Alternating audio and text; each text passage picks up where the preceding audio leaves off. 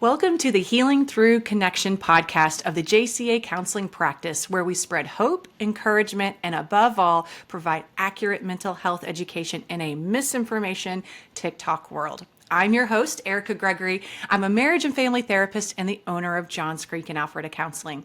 I personally know the impact of poor mental health in individuals, families, and our communities. So I created JCAC and this podcast because I am passionate about starting conversations about mental health to reduce the stigma and increase availability of mental health resources. So thank you for being a part of the conversation and our JCAC community. In this episode, I'm really excited to interview the author and therapist Sophia Vale-Galano, LCSW. She just published her new book, Calming Teenage Anxiety, A Parent's Guide to Helping Your Teenager Cope with Worry.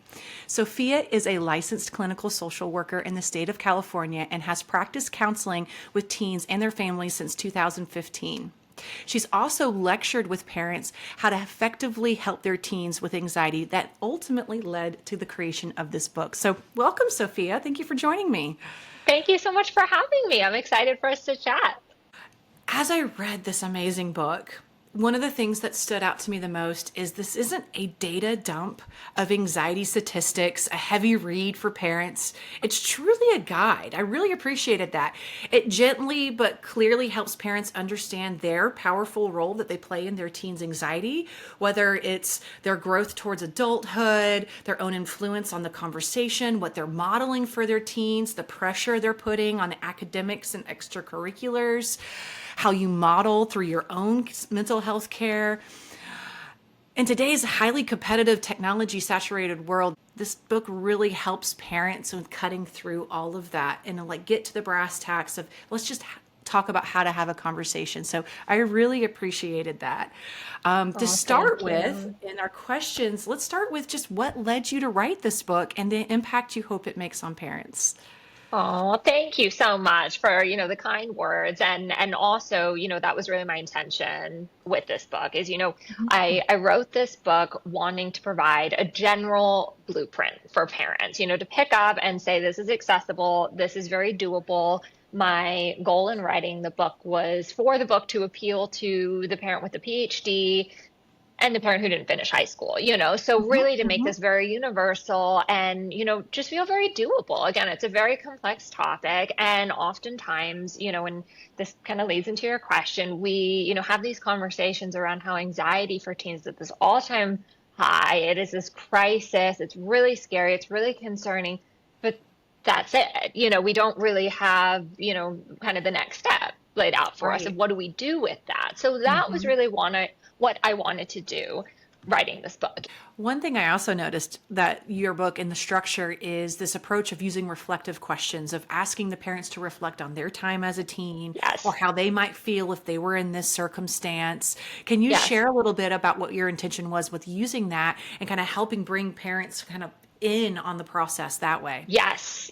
No, that's a great question. And, there are kind of two reasons why I do that. I mean, the first is, of course, to elicit some empathy and to help really put, the parent kind of in the teenager's shoes. So, of course, to, enhance the empathy and the understanding and compassion. And also to inform or remind some parents that teenagers today are living in a completely different world than most parents experience in their own adolescence. So there's so many different factors here that we're navigating. Oftentimes people will say to me, well, what's causing teen anxiety or what's contributing to teen anxiety? And it's related to your question, Erica, which is, that many parents are compassionate to some of the factors that they experience in their own adolescence contributing to anxiety. And, they have kind of that awareness of, okay, well, the brain's still developing, there are chemical changes happening, a lot of hormonal shifts. And it's important for parents to also remember that we have these new kind of cluster factors, which again, I'm sure we're going to go into later, but, of kind of newer concepts that maybe weren't around when the parents were a teenager, and just how much pressure and how much weight that adds to a teen's experience, navigating kind of the day to day here, and oftentimes when a parent takes a step back, they say, oh my God, I feel anxious even just thinking about that, or I feel overwhelmed. And, it's easy to kind of overlook or forget, again, we're all human beings. And, again, teens teens are living a different world, and teens are also not expert communicators too. So, another factor there. To communicate how they're feeling, how they're experiencing this world. And let's jump to that because that's a really Yes. great segue into one of my questions, which is this Gen Z effect that you were highlighting in the book. Hmm. It has its own chapter, so parents Yes. definitely hit that chapter.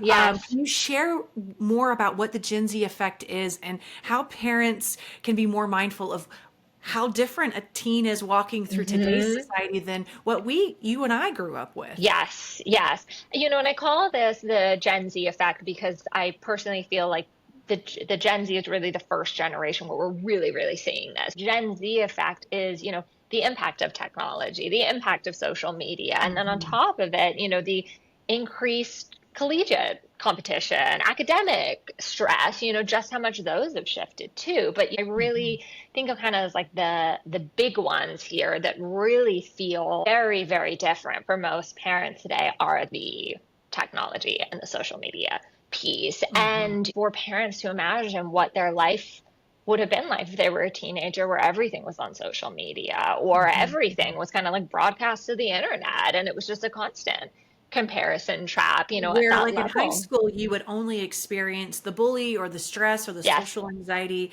in high school itself or at the Hmm. extracurricular thing afterwards, where teens are feeling this in their bedroom where it's supposed to be Yep. a safer place, but through Yes. Yes. social Yes. media, Yes. those pressures, those comparison bias, Yep. the cyberbullying, Yeah. all of that can happen at No home escape. now.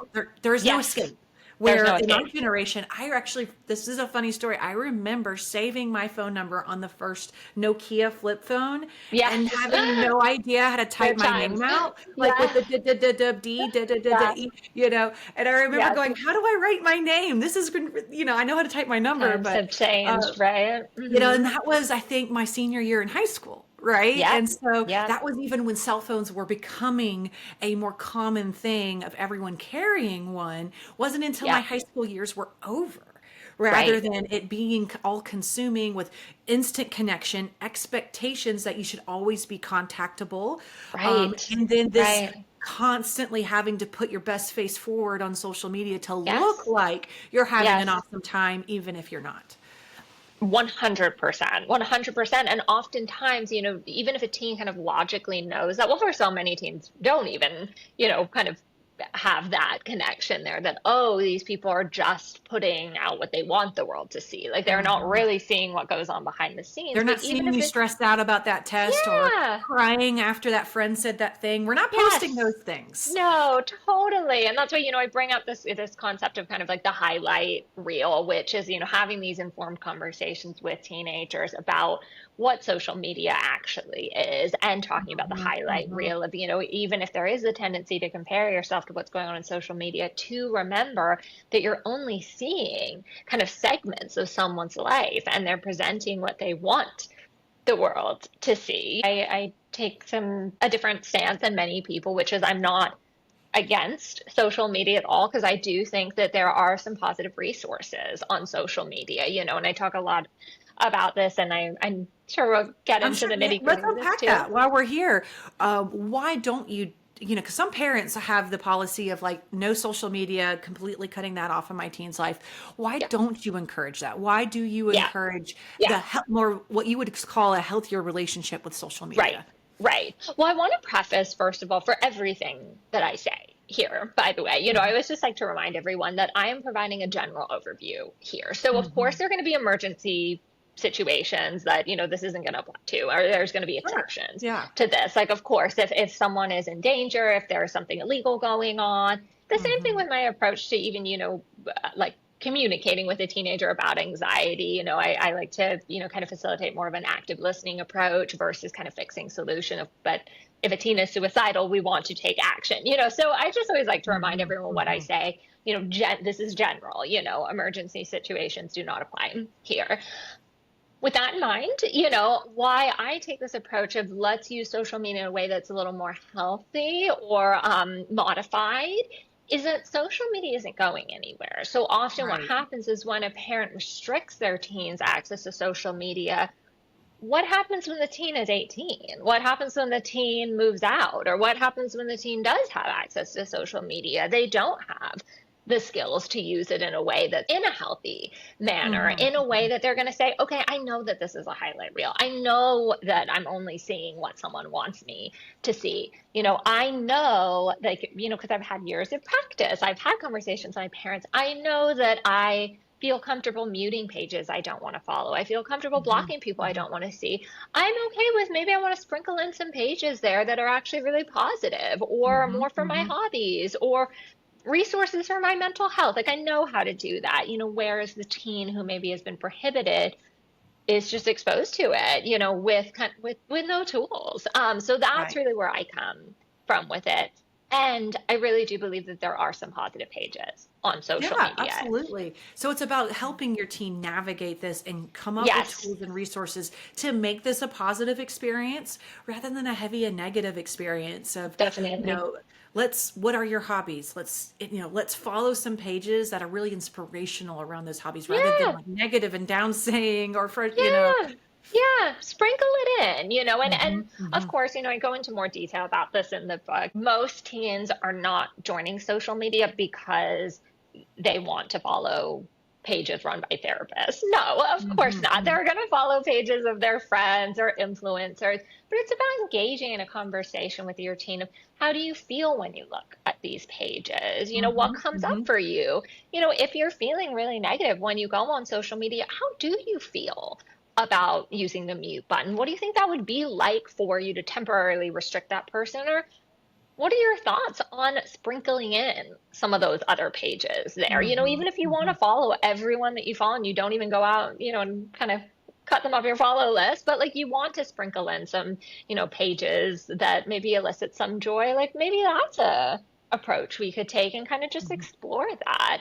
Yeah, Um, being but really intentional yeah, about who do I follow, who do I shut down with yes, following. yes, Like, for example, hiking is a pastime, passionate pastime for me. So I follow a lot of hiking pages that actually give me ideas by seeing their pictures. yeah, Ooh, I want to go hike that. That looks yes, gorgeous.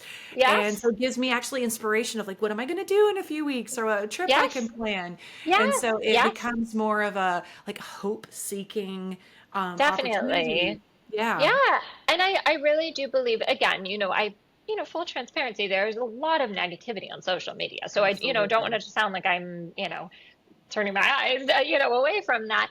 And also for parents to recognize, though, that there are some very positive outlets. So, like, not even just the hobbies and the positive, inspirational Mhm, mhm. quotes, but, many teenagers, and I mentioned this example in the book, talked to me that, when they were in their coming out process, that, before they came out, they found, a lot of pages and communities that really helped them feel more comfortable coming Mhm, out, mhm. that it Feel was a that way for them. support, that sense of Yeah, community. yes, yes. And for parents to remember that that is something that's very new for this generation, Mhm, that most mhm, parents of teenagers today didn't have that mhm, resource. So that mhm. is there, again, I know that you're really having to read between the lines here when it comes to social media, because most times we think of just how horrible, how horrible it is, but also, just recognizing it's not always black and white, in every Mhm, single mhm. situation How to here. navigate the algorithm, like, is if you Hmm. pause on that thing that's stressful, that's that, like, hyped up news story and pause there and look at that and read it,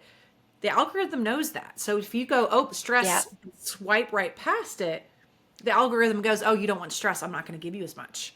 So it's right. like you gotta be intentional about how you swipe or how you navigate because that's then Yeah. what it'll feed you more of. Yeah, yeah. And really, it's again about having conversations with That's your it. teens, with social media, Mhm. really like talking to them about their feelings about it versus saying it's bad or you can't use it or Mhm. I'm going to go on there and I'm going to delete pages that I don't think, Mhm. are good for your mental health. No, it's collaborating with your teen and talking about it, working together.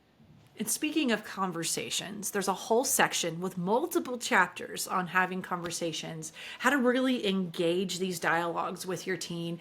And what I really loved is that the foundation that I kind of saw between the lines is this emphasis on establishing a really great relationship with your teen, building safety in that they can come to you because how you Yeah. handle the conversation will be whether or not there's safety there. And so if you Yes. could share a little bit about like what parents go through moving away from this like fix it, Yes. tell teens what to do Yes. to sitting and holding space and how to Yeah. learn those skills. Yes, yes. And again, as a reminder, of course, emergency situations don't apply here. But generally speaking, what I recommend is for parents, and this is really hard. So I want to normalize how challenging this Hmm. Hmm. um, is moving away, like you said, from the fix it, solution based mentality to more of an active listening. Open ended questions, really engaging in a conversation with the teen where you're not using yes or no Hmm. questions. Hmm. You're really, and if therapists listening are probably gonna be like, well, duh. But most people, lean more on the yes or no questions. And kind of training your brain to use more open-ended questions to facilitate a dialogue, Hmm. and Hmm. doing your best not to provide again a sort of this is what you do and then it's going to take care of it. And it Hmm. requires a lot of patience because it goes against our natural instinct as parents. When our children are suffering, we don't want to sit back and wait for the slow gradual change. We want it to go away right away. We want to fix it. It So almost this is requires the parent to grieve. This is not what yes, I was hoping for them yes, at this stage in yes, their life. And yes, let that be a grief process it rather than is. I want to jump in and fix this and make it better Yes, because then I'll feel more comfortable. I'll right, feel better. That tends to be more of a me focus yeah, rather than how do I support you in this? How do I hold space for what you're experiencing? right. I think it comes from a positive intention, but ultimately it's from that I'm uncomfortable. I Yeah. want this to be better. Yes, yes. And I really appreciate that you mentioned the word grief. And I talk about this in the book Hmm. too, that it Hmm. is natural to feel that grief because what's happening is, being a teenager is like, the child is really shifting from kind of this younger childlike state going into an adult, but there's kind of this like murky middle ground where at the same time the parent also has to shift and go to this murky middle ground of kind of Hmm. parenting where like And they, hold space and sit in the murky with the kid, yes, of like, this is uncomfortable, but let's stay here. Let's talk yeah, about it. yeah. Let's open up the dialogue here. Yeah, yeah. And I remind parents all the time too, and it might sound like a no-brainer, but again, help to remind ourselves that, again, teens are not expert communicators. So they most Hmm. likely, Hmm. I always joke that I'm like, if there's a teenager who says this or, does this, I would love to chat with them because I've not come across it yet. But, the teenager's not going to go say, Mom, Dad, I am really struggling. I could benefit from some emotional regulation techniques and from coping skills to calm my nervous system. No, they're going to say, everything sucks. I hate this. I don't want to go to school. No one understands me. I'm going to my room, slam the Hmm. door. That's Hmm. what is Hmm. more common, So for parents to also recognize that oftentimes when teenagers say those types of phrases, they are trying to communicate with you. They just don't have the tools yet where Hmm. they Hmm. can communicate in the way maybe that an adult would to another adult. Right, right. And making sure we can read between those lines of Yeah.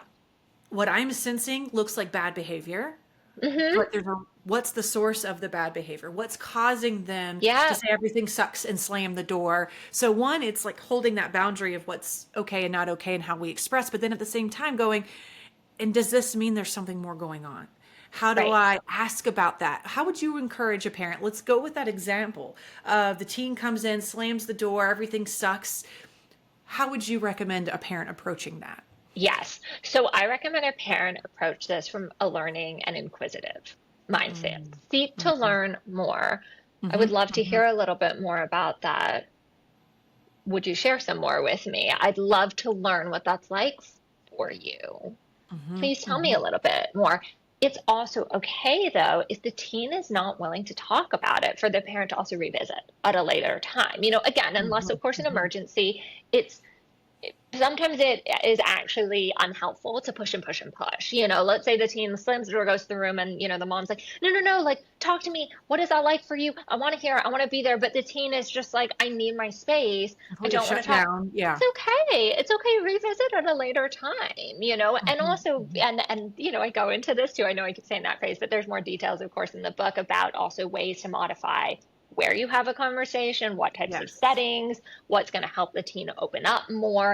And again, it's remembering that you're communicating with a teenager, not another Hmm. adult. So it's going Hmm. to Hmm. feel and look different than you would think. Absolutely. It might even feel a little too casual, it might feel informal, it might feel that a solution is not, being provided when we want it to, but that it's happening It's behind the scenes. building the Slow trust. build. I can bring this up with you and you're not going to make it a thing.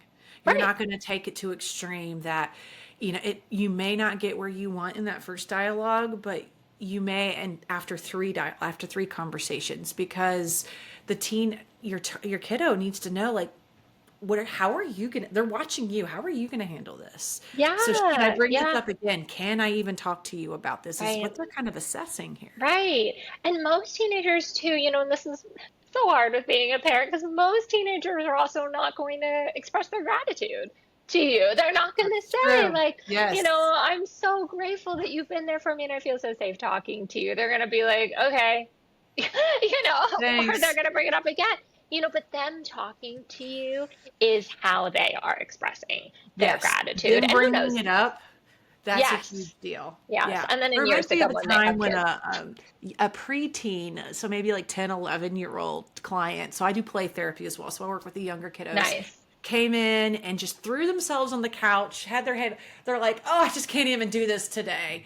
So I Yeah. threw myself on the floor right below the couch and said, me either. Oh, I don't know I if I love can either. that. And then after a few minutes of us just kind of relaxing, him relaxing on the Love couch, me on the floor, they kind that. of poked their head over and it's like, are we really Oh, not going to talk about anything? And I'm like, do you want to talk about something? And they're that's a like, great kinda. approach. And so then it started the I conversation. love Like I kind of that. gave them permission. You're allowed to just take a Yeah. minute. I'm not Yes. going to force you to talk today. Yes. Yes. And I talk to parents about this too. And this is, more the kind of later half of the book is also for parents to take care of themselves and recognize that it's also Mhm. okay if they don't have the kind of mental space to have those conversations at that time. Like oftentimes, a parent will say, okay, well, I tried talking to my teen and it just, was met with unsuccess and it failed. And then, I say, okay, well, let's like walk through what really happened. And they say, well, I tried to, but then my work phone rang and then my other kid came in and the dog's Mhm. barking. Mhm. And like, yeah, of course, that's not going to elicit, conversation. And also, like, it's okay. Like, you are juggling a lot, you're a human being. So it's also fine for a parent to say, I want to be there, I want to support you. And I I am so overwhelmed right now. When's a Mhm. good Mhm. time that we can sit down and chat about this? Or when can we And revisit? owning our own emotion teaches them that they can own theirs, that it's Yes. normal to feel overwhelmed. That, you know, Yeah. I love that section you did on modeling and like Yeah. sharing your own experiences in a healthy way, sharing Yes, how of maybe you course. struggled with anxiety. That's situationally appropriate, Yeah. right? And so often, my kids are preteens right now. And so I'll say, like, I'm overwhelmed. I'm edgy. If I come across as edgy right now, it's because I'm dealing with a lot. And then I Yeah. might even follow up the next day. I'm really sorry I was edgy yesterday. Is there anything you want to talk about?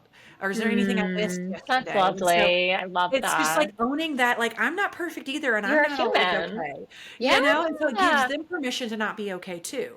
And to Yeah, use of similar course. language that if like you're not okay and you tell me I'm not okay, I'm going to have a tough day today, I'm going to have a lot more flexibility with you than if you're Yes. just stomping your feet and slamming doors and being really, outrageous. And Yeah. so if I'm Yeah. seeing that behavior and you've already told me it's a bad day, I'm going to be like, okay, give them a little space, you Yes, know? yes. And that's entirely appropriate, and modeling, again, and leading by example is such an effective tool that we can use as parents. And I, mention this saying a lot, but it requires no input from the teen, and that's really, really Hmm. helpful and can be very empowering when there's a really resistant teen. So if there is a parent, let's say, that has checked all the boxes and said, I have tried everything to get my teen to open up. I've tried A, B, C, everything, and it's just still not working. And this is where I encourage the parent to very compassionately, non-judgmentally, non-punitively, practice all the self-forgiveness, but Hmm. again, in a Hmm. non-judgmental way, because life is stressful and being a parent is really hard,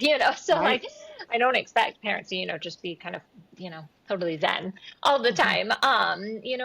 And oftentimes that's when we do see changes happening. It's just subtle. Right. And for parents to remember that a teen is not going to say to them, Mom, Dad, I've noticed, you're really practicing good modeling and I'm going to follow in your footsteps because you're self-regulating better. No, They the teen may is not going to say actually do anything. it, but they're not going to tell you They're not about going to it. say it. Yes. Maybe Right. in like 15 years, they'll Yeah. say, I When they're like remember that. 35 and having Yeah. their own kids and reflecting Exactly. back with When they you have about their own parenthood. kids, yeah, that's when it all Yes, comes into effect. They're going to be like, that's oh my right. God. That's when you'll Yeah, know.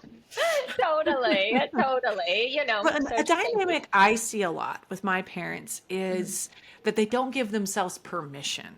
Yeah. Like, I don't have time. I can't fit that on my schedule. Like, they just, so their self care, they're put like the analogy you use, the self Yeah. putting on your The gas mask oxygen like we do mask. on Yeah. planes. It's like they have to be I taking care of know. everyone else, I that know. taking care of themselves just is like such a foreign concept that Yeah. it's even just, I need to give myself permission that I'm allowed to. Do Yes. you see that too in Yes. your practice? All the time, all the time. This is also a shift in parenting. Like I think Mhm, of it mhm. too. Think of when a parent has a baby, if the baby's crying in the middle of the night and is hungry, the parent can't really say, like, I need to practice my own self-care and put in my earplugs and sleep for the whole night. Like, what's going to happen? No, like the parent Right. kind of has to prioritize the baby's needs, and their self-care, unfortunately kind of comes second because of the survival, And a lot necessity of of their parents, I think, get baby. stuck there where it's like Yes, everything's about the that's what kid. it is. That's what it Everything, is. yes. Instead of transitioning of I'm allowed to let go. I'm Yes. allowed to let them navigate this a little more Yes. and do me. And by doing Yes. me, I can model to them what healthy relationship Yes. with your own stress and Yes. anxiety is. And this is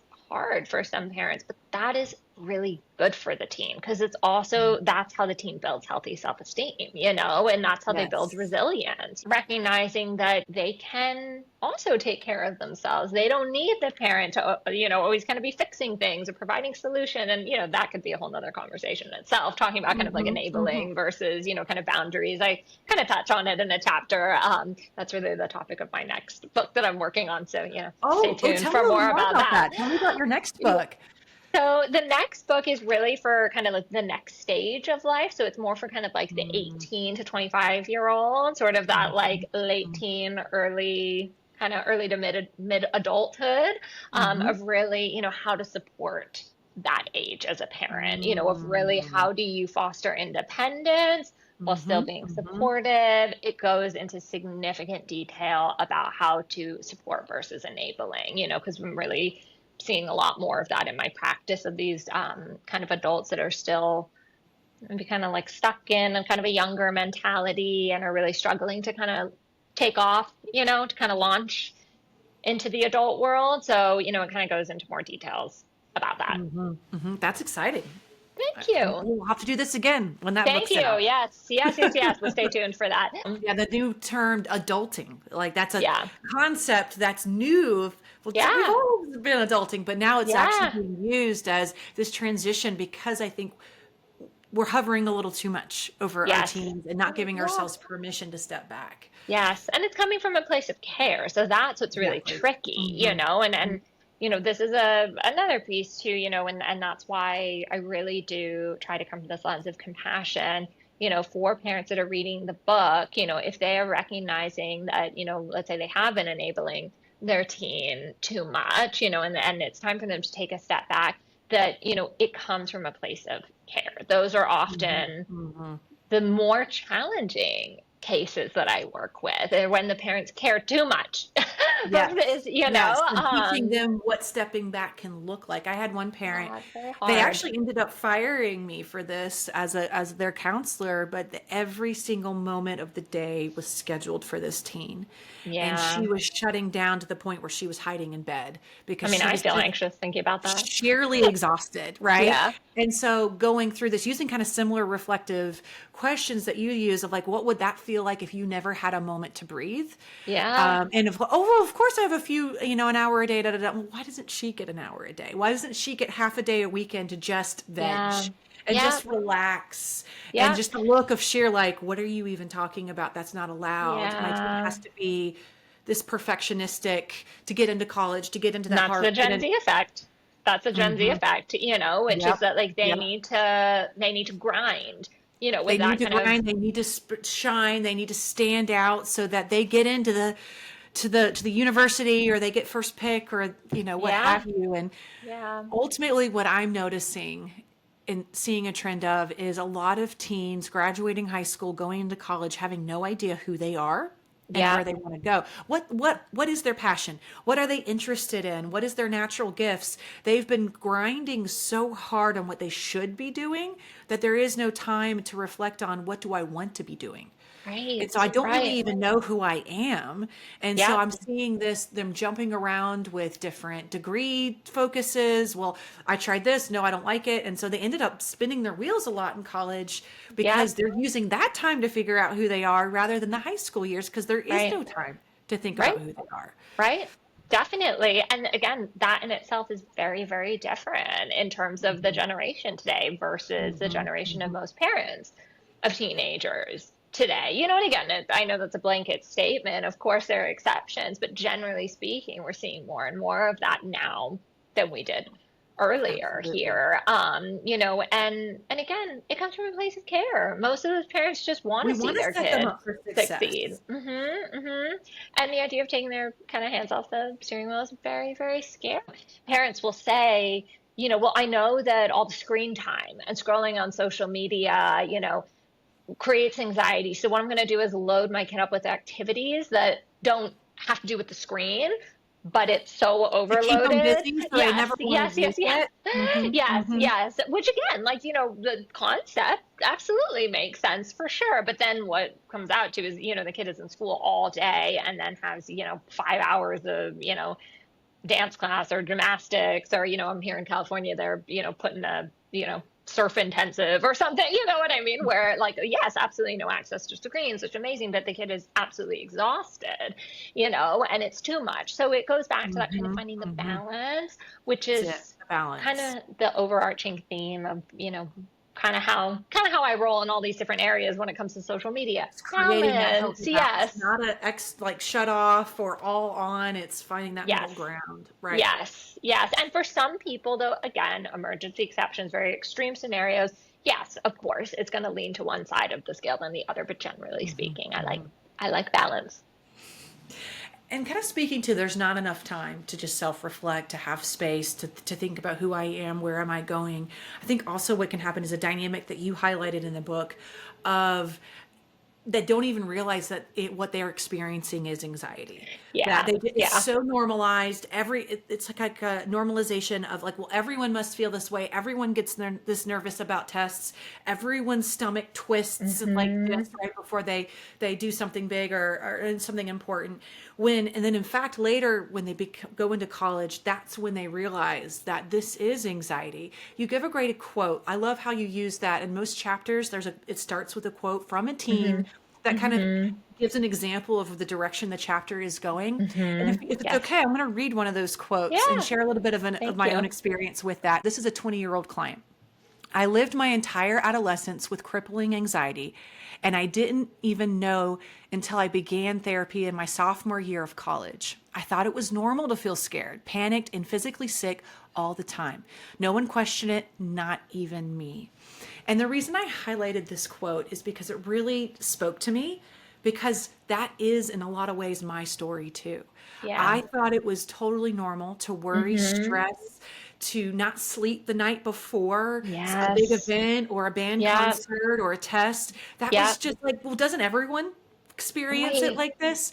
And it Right. wasn't until my sophomore year as well in college, and I had a panic attack right before finals. Hmm. Hmm. And I'm like, oh, this isn't okay. Like this, Right. it getting this bad means something's off. So that's when I started my own counseling. I pursued it Which is great. myself, Yeah. and realizing, oh my gosh, I have anxiety. And I had a crippling stomach, like a very sensitive stomach, Hmm. very queasy. I would throw up a lot. Yeah. And then once I started working on the anxiety, suddenly that went away.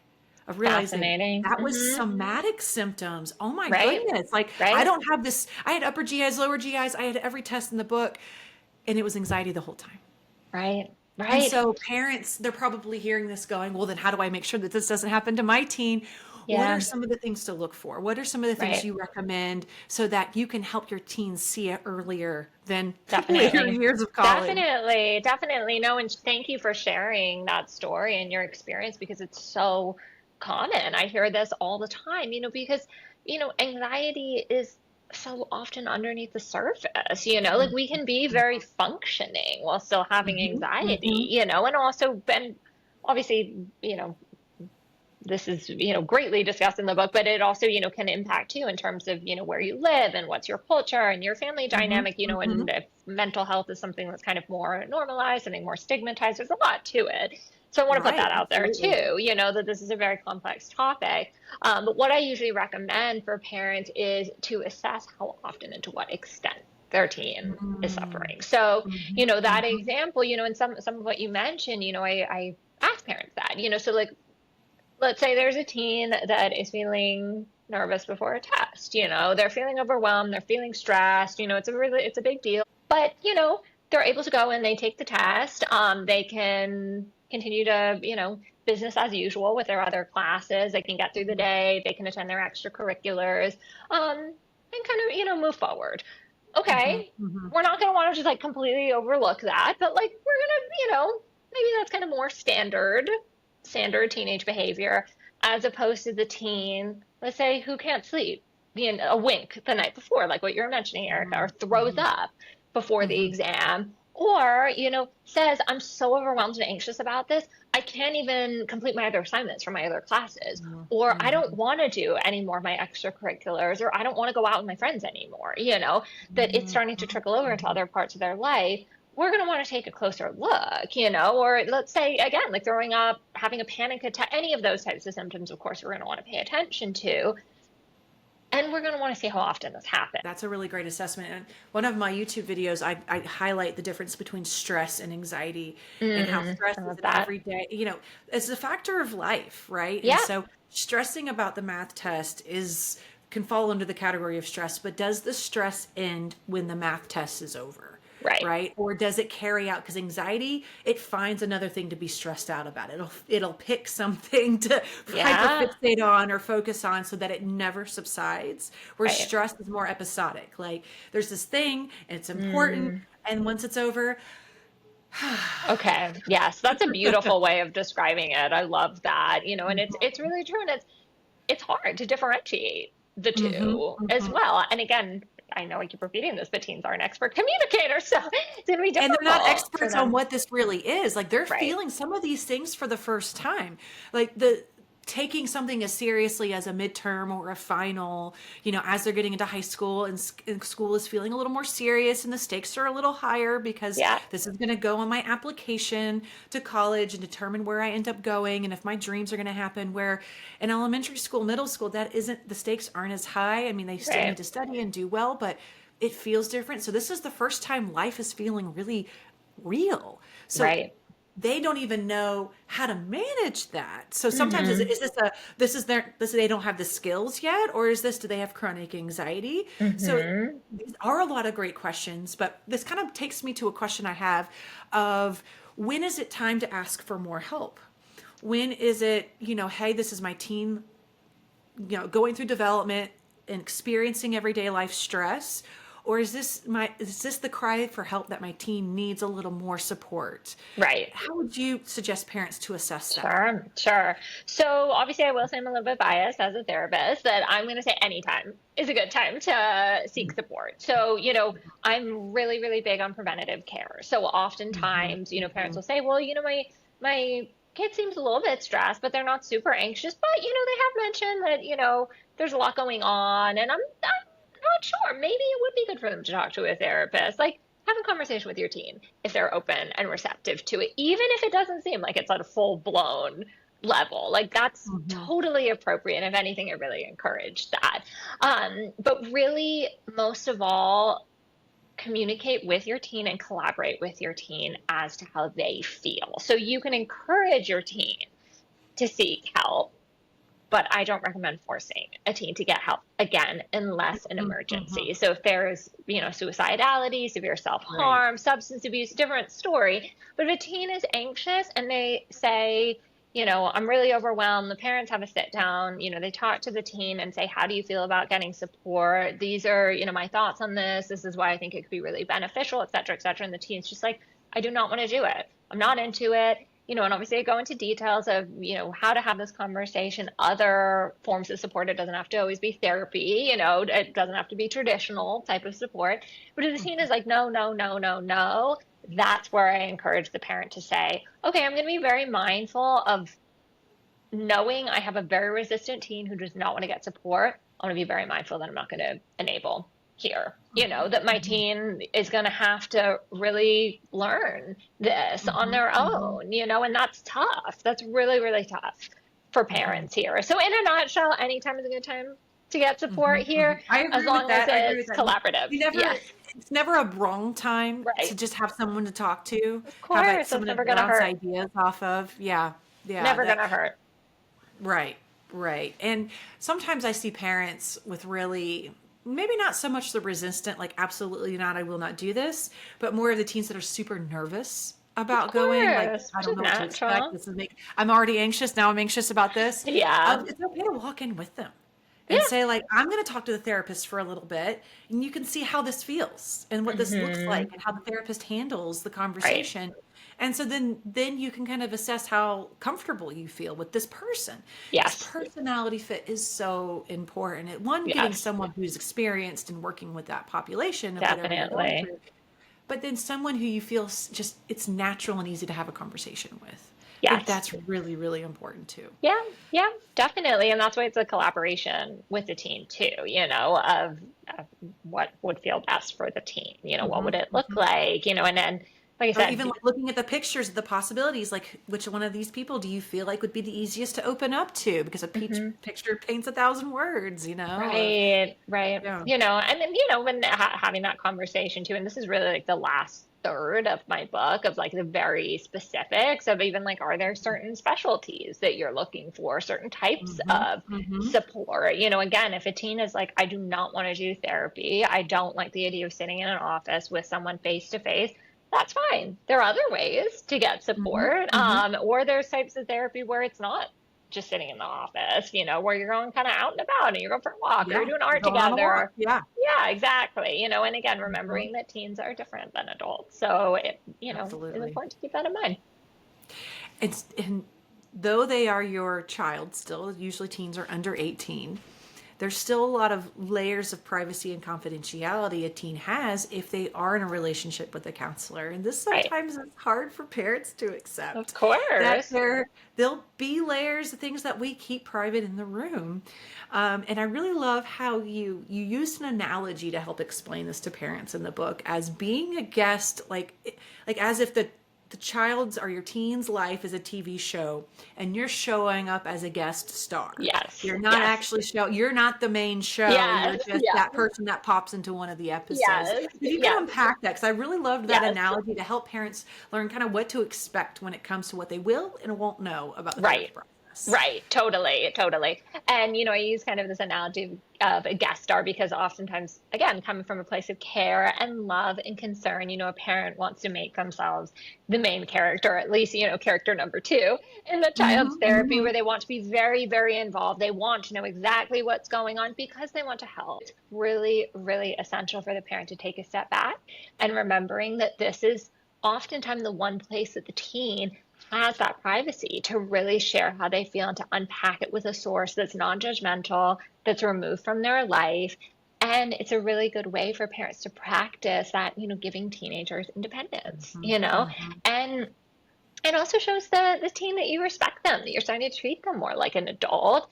And the guest stardom piece comes into it, which is that they are still a minor and they are still your child. So it is appropriate to still want to have some involvement. Again, like some parents, depending on the situation, some parents and the teen and the therapist say like, okay, it's completely fine being individual. Like we don't need to involve you at all and everyone's on the same page.